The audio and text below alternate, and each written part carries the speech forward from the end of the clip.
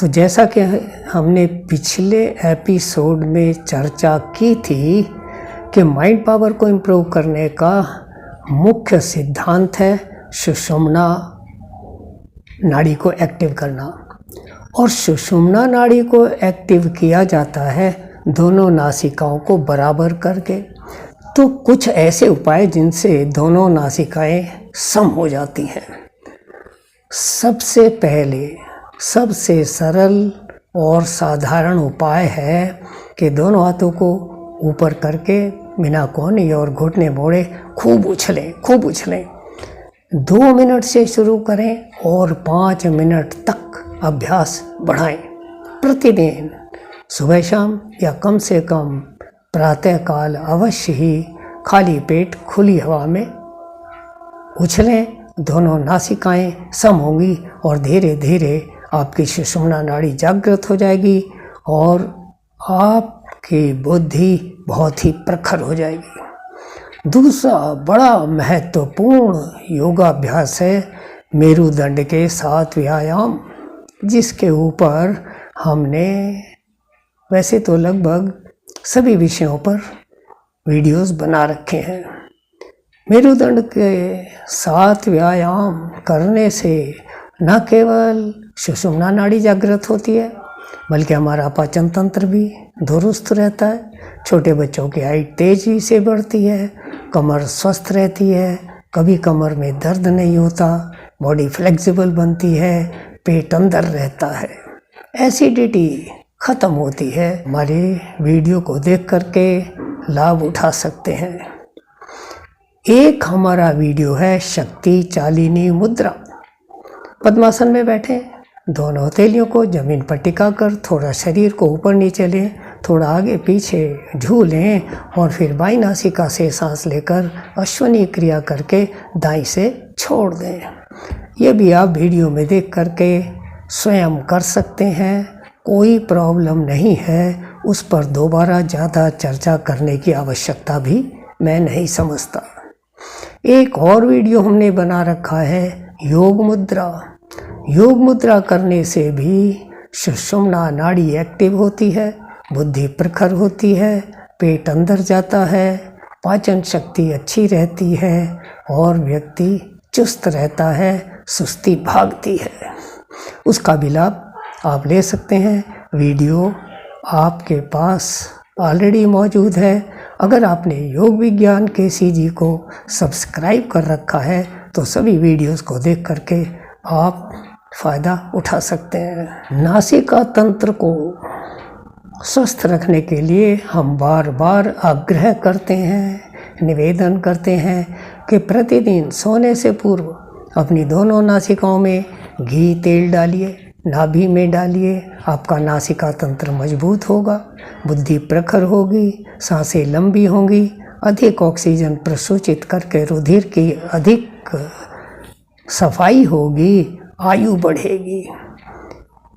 इसके अतिरिक्त ताली वादन से भी नासिका तंत्र सम हो जाता है, सुषुम्ना नाड़ी जागृत हो जाती है। इस पर भी मैंने 2 वीडियोस बना रखे हैं। विभिन्न तरह से ताली बजाते हैं, इससे एक्यूप्रेशर होता है जिसका मस्तिष्क पर बहुत ही पॉजिटिव प्रभाव पड़ता है और हाथ के हाथ आप देखेंगे दोनों नासिकाएं बराबर सम होकर के आपकी बुद्धि को बहुत ही सकारात्मक लाभ मिलता है। मैंने कई बार चर्चा की है कि यदि हम प्रतिदिन स्टॉप वॉच में 6 मिनट का टाइम लगाकर भ्रामरी प्राणायाम करें तो अद्भुत लाभ होता है। न केवल सुषुम्ना नाड़ी जागृत हो जाती है, अभी तो मन की शांति, आनंद, आदमी अंतर्मुखी बनता है, BP सम रहता है, हार्ट अटैक कभी हो नहीं सकता और बुद्धि भी प्रखर होती है। मात्र 6 मिनट लगातार कानों को बंद करके